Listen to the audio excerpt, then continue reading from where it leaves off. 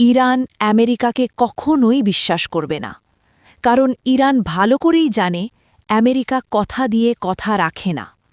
এটা কোনো নতুন কথা নয়, এটা ইতিহাসের পাতায় বারবার লেখা আছে। ১৯৭৯ সাল থেকে শুরু করে আজ পর্যন্ত আমেরিকা বারবার প্রতিশ্রুতি ভেঙেছে, চুক্তি করেছে, তারপর একতরফাভাবে ছুঁড়ে ফেলেছে। সবচেয়ে বড় উদাহরণ JCPOA, joint comprehensive plan of action. ২০১৫ সালে ইরান ৫টি স্থায়ী সদস্য দেশের সঙ্গে জার্মানির সঙ্গে এই চুক্তি করেছিল।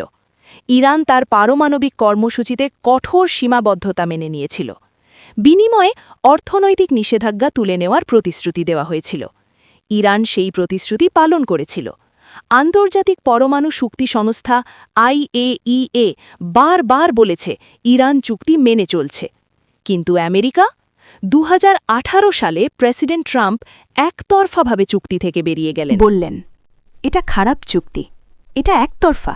কিন্তু সত্যি কথা, এটা ছিল আমেরিকার প্রতিশ্রুতি ভঙ্গের আরেকটি উদাহরণ।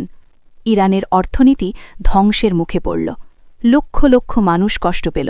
আর তারপর ইরানও ধাপে ধাপে চুক্তির সীমা অতিক্রম করতে শুরু করল।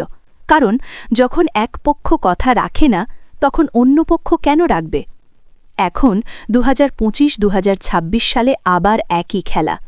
আমেরিকা আবার আলোচনার টেবিলে বসেছে, আবার হুমকি দিচ্ছে, আবার সামরিক শক্তি জড়ো করছে, ক্যারিয়ার স্ট্রাইক গ্রুপ পাঠিয়েছে, ড্রোন উড়িয়েছে। কিন্তু ইরান জানে এসব পথার পেছনে কি আছে। ইরান একজন পুরনো খেলোয়াড়। ইরান বোঝে আমেরিকাকে কিভাবে সাইজ করতে হয়, কিভাবে চাপ সামলাতে হয়, কিভাবে প্রতিরোধ করতে হয়। ইরানের বিপ্লবী গার্ড IRGC তারা দীর্ঘদিন ধরে এই খেলা খেলছে। তারা জানে আমেরিকা যতই হুমকি দিক, সরাসরি যুদ্ধে নামতে চায় না। কারণ যুদ্ধ মানে আঞ্চলিক যুদ্ধ, স্ট্রেট অফ হরমুজ বন্ধ, তেলের দাম আকাশ ছোঁয়া। আমেরিকার মিত্ররাও ভয় পায়। এখনও আমেরিকা ইরানে সরাসরি হামলা করার সাহস পাচ্ছে না। কেন? কারণ ইরান পাল্টা চোখ রাঙাচ্ছে। ইরান বলছে যে কোনো সময় ড্রোন হামলা, মিসাইল হামলা, প্রক্সি ফোর্সের মাধ্যমে আক্রমণ, আমেরিকার ঘাঁটিতে আঘাত, ইসরায়েলে আঘাত, সৌদি আরব, সংযুক্ত আরব আমিরাত, কেউই নিরাপদ থাকবে না।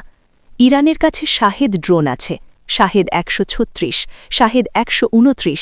এগুলো সস্তা কিন্তু শক্তিশালী, সংখ্যায় অনেক, আমেরিকার ডিফেন্স সিস্টেমকে ওভারলোড করতে পারে।